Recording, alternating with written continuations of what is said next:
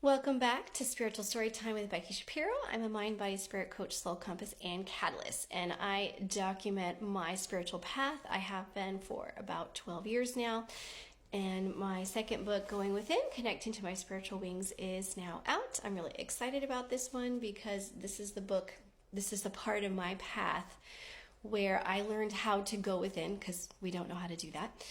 And because I made time for myself and learned how to go within, my psychic abilities, my spiritual gifts have just completely blossomed and exponentially expanded. So I wanted to share an excerpt from it with you.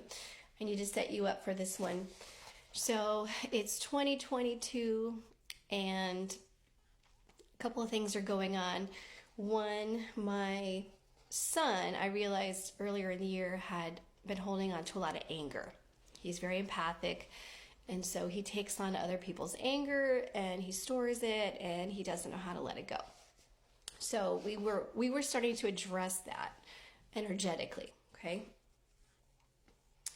And just recently in the book, he had a pain in his head. So that comes up in the excerpt that I'm reading. All right, so it's May 17th.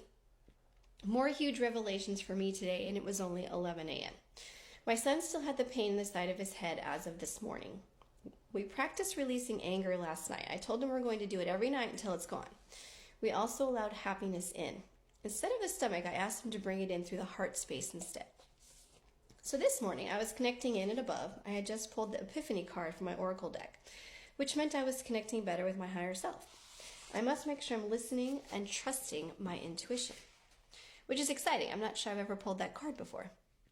I was just about to talk with my soul, and I realized I was pulling away and allowing myself to be distracted. I asked why I was doing that. Soul said, I'm afraid of fully stepping into my abilities because I'm worried how much it's going to change me. Hello?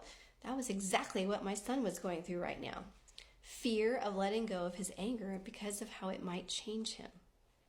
When my child is having an issue, I need to hold up a mirror and look at where that's reflecting in my life. Apparently, I hadn't learned this lesson yet, so my poor son was dealing with physical pain while I learned my lesson. I did some releasing, then I connected in with my angels who were still reminding me to ask for help.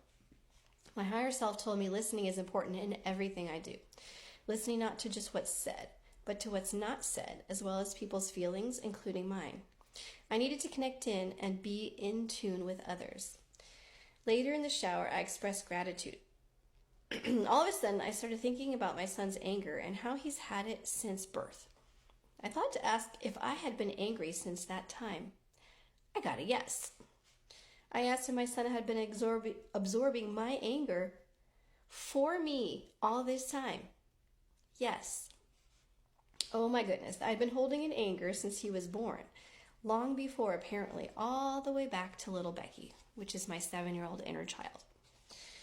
Little Becky didn't know how to feel her feelings. And since birth, my son had been protecting me by taking on my anger. I was making huge connections here. After drying off, I sat on the bed and asked how I could help with this. I included little Becky and my son in some ancestral healing. I cleared fear of feeling feelings, fear of processing feelings, and fear of releasing feelings.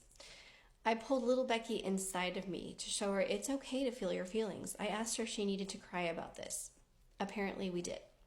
I was able to sob for a short while, allowing a release. When my son came home from school, the first thing I asked him was if his pain was gone.